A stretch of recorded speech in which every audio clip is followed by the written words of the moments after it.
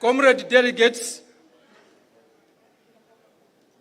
comrades from the provincial committees, comrades of the National Council Management Committee, comrades of the Central Committee, comrades of the Politburo,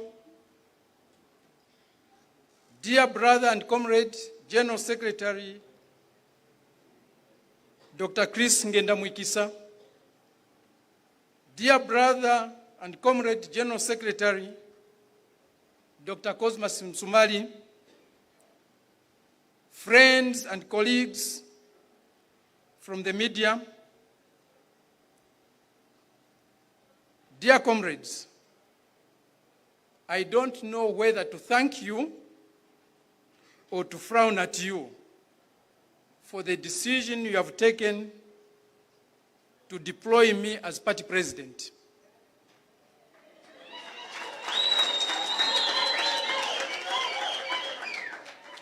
Thank you because it is an honor, a demonstration of trust and confidence in me.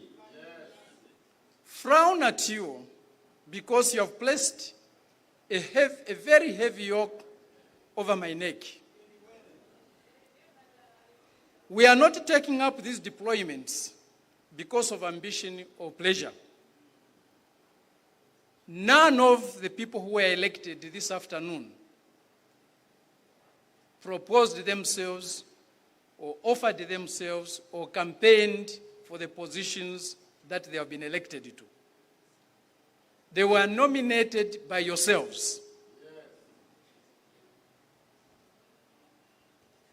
We are only here to fulfill a duty with a single purpose, which is to serve the cause of our party. Probably, comrades, permit me to throw at you both a thank you and a frown.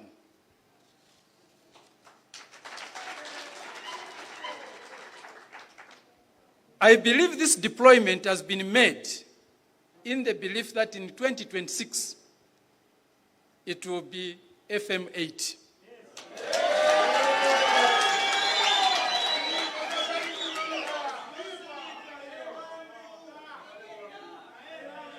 I think with this deployment, we can win.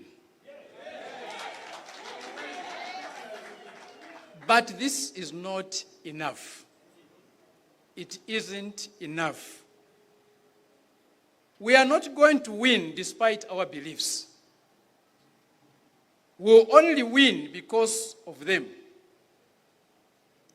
We want to win, not because Mr. Kainde Hichilema and the UPND have failed, have brought misery and shame and despair to the nation, but because we are understood, supported, and trusted by the Zambian people.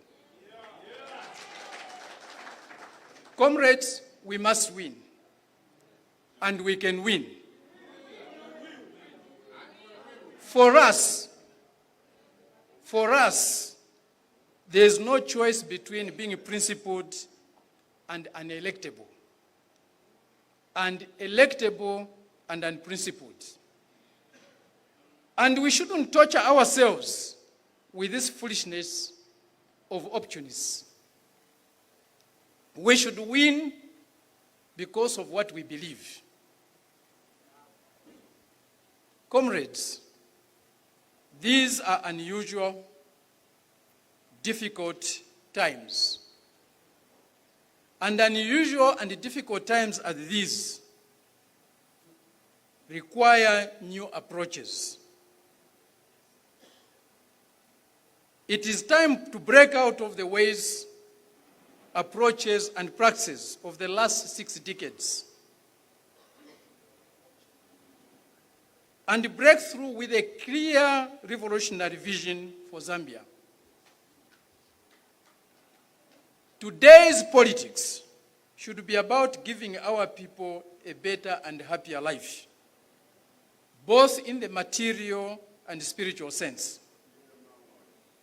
We must construct a leadership and build governance structures that can make this possible. This is our program. This is our work for Zambia. But if wafweka tetutukwanishe umulimo oyu ukulu, we have to do it together. We have to struggle for it together with all our people and their authentic leaders, traditional leaders, religious leaders, and otherwise participating. Batila infu mshitungulu lafye, abateka, abachitefintu, vantu. Leaders lead, but in the end, the people must govern. And socialism is about increased participation of our people in the governance of their communities and their nation. It is about people deciding together, building together, to transform their communities, their districts, their provinces, and their country, and thus transform themselves. It is a growth in fraternal love. This requires us, comrades, to forge strategic, permanent alliances with the authentic leaders of our people, traditional, religious, trade unionists, professionals, and so on and so forth. These are not, however, alliances conceived of only on the plane of a tactic of struggle. They are not just happenstance or political alliances. They are, of course, by definition. But the tie that is established here on the ethical and moral plane concerning a human being's role, whether he be a traditional leader, a religious leader, a political leader, or otherwise, in defense of the poor, has the nature of a lasting, permanent, strategic alliance. It is a proposition with a solid moral, political, and social basis. These strategic alliances I'm talking about, comrades, are very different from the happenstance alliances being pursued primarily to remove Mr. Hichilema and the UPND in 2026 elections. I'm not saying these happenstance alliances shouldn't be considered at all. They have to be engaged with a lot of care and prudence. Often, they are characterized by evasions, illusions, and opportunism. And no true alliance can be built on the shifting sands of evasions, illusions, and opportunism. In whatever we do, comrades, we should never lose sight of the fact that the strength of our nascent party is neither imingalato nor money, but moral. It is not even in the correctness of our decisions and actions. Not everything we have done can be said to have been wise. Not all our decisions have been correct. In no revolutionary process have all the actions and decisions been the right ones. Yet, here we stand, 5 years after our first National Congress in September 2019. We have not renounced a single one of our ideas. We have not renounced a single one of our revolutionary principles. This honesty, this firmness, this staunchness, this irreproachable political attitude should remain a key characteristic of our party. We should never hesitate to recognize our errors and mistakes.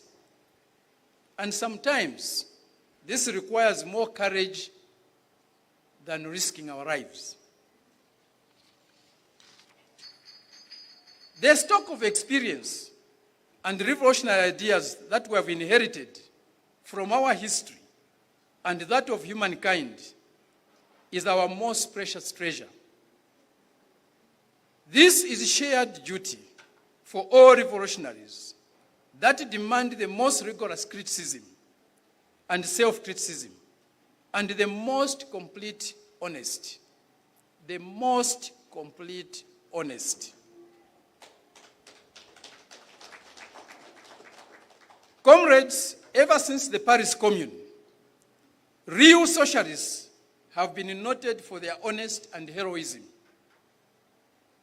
In all of history, no one has surpassed them in their capacity for honesty, for self-sacrifice, spirit of solidarity, dedication, self-denial, and readiness to give their lives for their cause. No other political idea in the course of the development of human society has been taken up so strongly or enlisted such selfless devotion as socialism.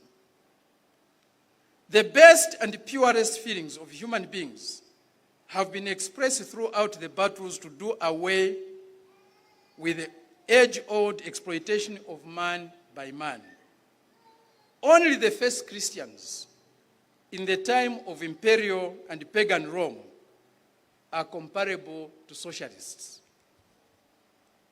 Comrades, it is infuriating to note that in our time, the word revolutionary is still being used sometimes to describe people who are not at all upset by either the exploitation of some people by others or the cruel inequality which this exploitation implies, and who in fact promote it. Sometimes these reactionaries are called revolutionaries. How can a reactionary be called a revolutionary? We cannot deny that anyone who struggles to obtain his homeland's independence from a colonial or neo-colonial power, or for freedom from tyranny, is a revolutionary. But there's only one higher way of being a revolutionary in today's world, that of being a socialist. Because socialists embody the idea of independence, embody the idea of freedom, embody the idea of true justice, embody the idea of equality among human beings. And what is more, internationalism. That is brotherhood, solidarity, and cooperation among all the peoples and among all nations in the world.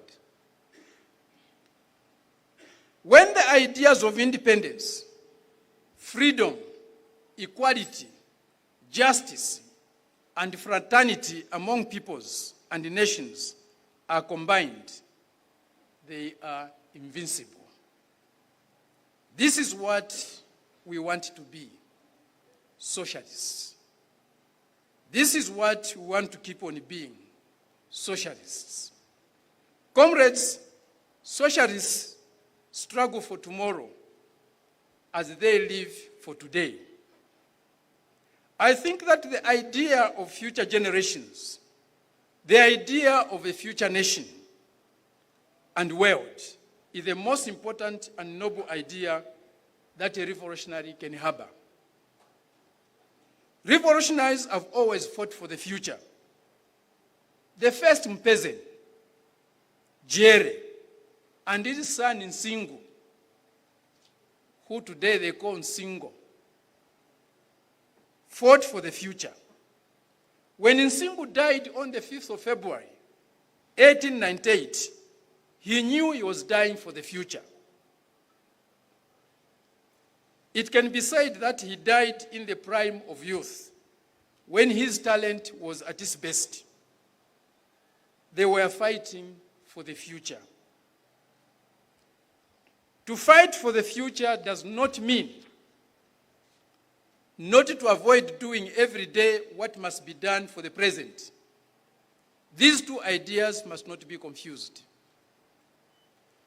Comrades, our country is in a crisis. Zambia is in a crisis. But a crisis is not only supposed to mean a situation in which things get worse and worse. It means a crossroads, a time for decisions. In this case, about which way our society, our politics, and our economy should go. There has been too little serious discussion in our country about such options and alternatives. This is where progressives, this is where revolutionaries, and this is where true democrats, in all their diversities and complexities, could have a role to play in constructing a future. We needed to seek new ideas and formulas and admit that we are able to organize our lives and destinies in a more rational and humane manner. New ideas to prepare the people for the future are needed. We must start building awareness. A new and complex era as this one requires principles more than ever. It requires a lot of awareness. And that awareness will be built by adding together the awareness of what is happening and the awareness of what is going to happen. It has to be built by adding together more than just one revolutionary thought and the best ethical and humane ideas of more than one religion, of all authentic religions, the sum total of the preaching of many political thinkers, of many schools and many religions. Comrades, I seem to be taking longer than I'm permitted. You had 3 long days of very hard work, and I shouldn't push you to the limit by pulling the string a little bit longer. Let me end where I started. The individual does best in a strong and decent family.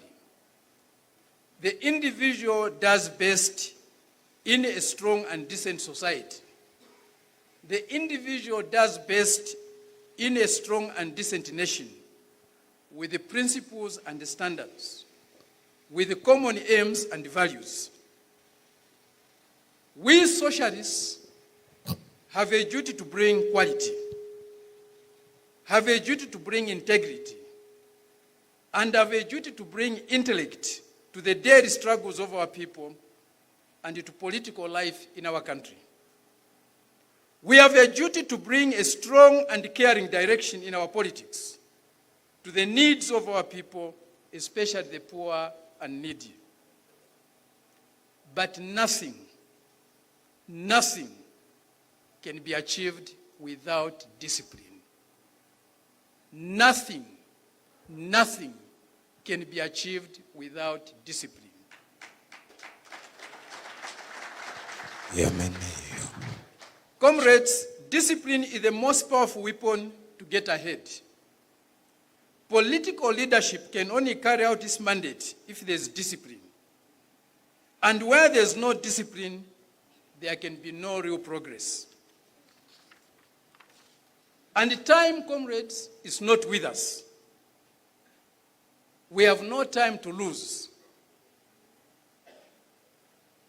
Unless we face this fact, we shall pay the price that must be paid by those who waste time, those who wait too long. The challenges facing our people, the challenges facing our country, leave us with no option but to accelerate our political struggles. This is a moment in which, to use Lenin's words, untimely inaction is worse than untimely action. Comrades, armed with the resolutions and the spirit of this National Congress that is coming to a close, let's go back to our areas of deployment and intensify the struggle without respite. And lastly, but very importantly, comrades, today and every day, let us stand in solidarity with the aspirations of the Palestinian people to achieve internationalism, critical issue. Let's stand in solidarity with the aspirations of the Palestinian people to achieve their inalienable rights and build a future of peace, justice, security, and dignity for all. We also call for the decolonization, liberation, and independence of Western Sahara, Africa's last remaining colony. Africa will not be free until the last of its colonies, Western Sahara, was liberated, free, and independent. Comrades, we join our voices with Cuba, denouncing and demanding an immediate and unconditional end to the United States embargo. We unequivocally condemn the current suffocating embargo and the interventionist maneuvers of the USA since the very beginning of the Cuban Socialist Revolution. We support the right of the Cuban people to decide for themselves, freely and democratically, about their present and future, without the intervention of imperialists. The July 28 elections of this year in Venezuela, the Venezuelan election delivered a clear majority for President Nicolas Maduro. And the people of Venezuela clearly voted for the continuation and the strengthening of the Bolivarian Revolution. Of course, as soon as the result came out, the Secretary of State for the United States government, a certain Mr. Anton Blinken, declared that he had doubts about the result. But of course, if you have followed the work of the United States imperialists over the last several decades, you know that the only real doubt they could possibly have about that election is that their chosen candidate, their stooge, their puppet, their agent did not win.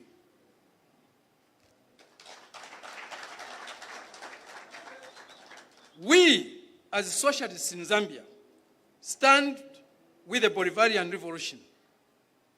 We stand in solidarity with the great masses of the people of Venezuela who have supported that revolution since its inception 25 years ago with the first election of Comandante Hugo Chavez. And we recognize this plot for what it is, which is another scheme by the US imperialism to try and destroy a revolutionary process that has aided the development of the working class in Venezuela and made great strides against illiteracy and poverty there. And it is part of an ongoing process of destabilizing real sovereignty and independence of that country. Viva Venezuela! Viva! Viva Venezuela! Viva! Abash imperialism! Abash!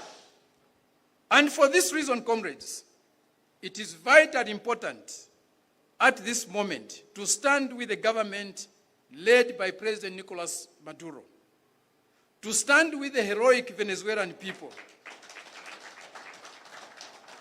who have shown their determination to fight for the sovereignty and independence of their country over many years now, and to resist the attempts of US imperialists and their agents and collaborators inside Venezuela to incite violence, and to overthrow the legitimate government.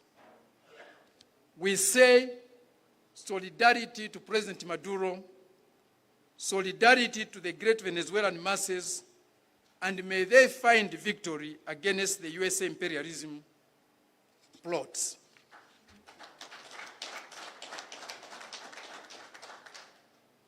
Comrades, there has been a war going on in Ukraine since early 2022. The Ukrainian-Russian conflict is a devastating war that has caused immense loss of life among both Ukrainians and Russians. It is a war that has been in the making since 2007. The major cause of this war was the aggressive NATO expansion towards Eastern Europe and the refusal to deal with the legitimate security guarantees demanded by Russia. This was followed by the American CIA-instigated Maidan Revolution in 2014, rapid expansion of Ukrainian military through NATO and anti-Russian and quasi-fascist policies that ensued. We are sympathetic to the legitimate Russian security demands. We are in support of peace initiatives that will bring an end to this war, whilst safeguarding long-term Russian security and Russian-speaking people in the affected areas. It is impossible not to be moved by the outrageousness of warfare, the ugliness of aerial bombardments, and the gruesome fears of civilians who are trapped between choices that are not their own. War is an open sore on humanity's soul. It draws precious wealth, social wealth for that matter, into destruction. It disrupts social unity and damages the possibility of international solidarity. War is never good for the poor. War is never good for the workers. War in itself is a crime. War produces crimes. Peace is a priority.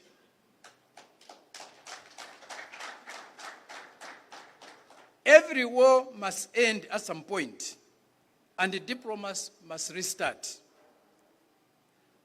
Rather than allow this war to escalate and for positions to continually harden, it is important for the guns to go silent and the discussions to recommence.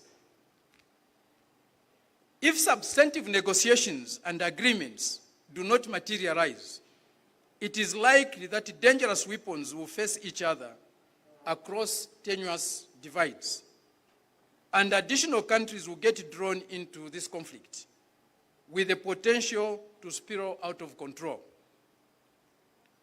A more just, a more fair, and a more humane world is possible, but we have to struggle for it. It gets dark sometimes, but the morning comes. Don't lose hope. Don't give up. Comrades, today we are down with many challenges.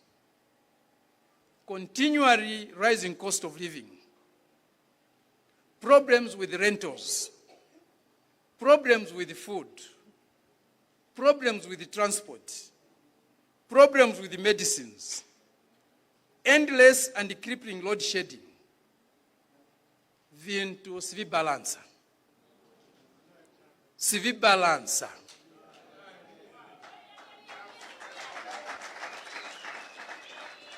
Pamanyumba pali pressure. Pamanyumba pali tension. But still, comrades, don't give up. Keep your faith. Keep on struggling. Keep on mobilizing. With God's grace, we'll rise up again.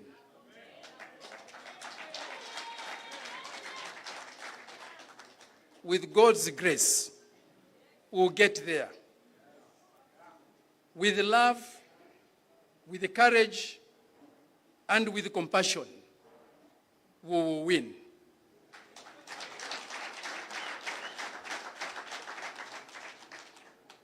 If we leave, and if we continue to struggle, we will win. I love you all. Thank you very much.